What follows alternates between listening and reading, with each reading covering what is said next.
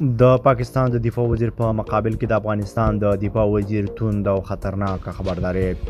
دفاع وزیر د پاکستان د دفاع وزیر په خبرګون کې کوه هر څوک چې په هر بهانه او عنوان زموږ پر حریم تجاوز وکړي د عواقبو مسؤلیت به یې په خپله غاړه وي.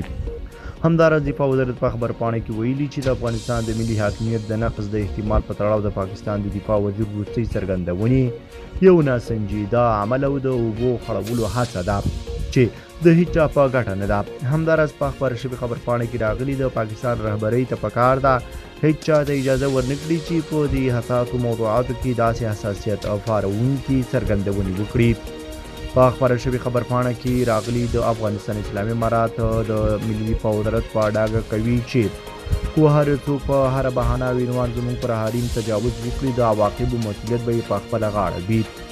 ملي دفاع وزارت وایي چې د افغانستان اسلامي امارات اصولي دریځ دا دی چې اجازه نه ورکوي د افغانستان خاوره د کوم بل هیواد په وړاندې وکارول شي.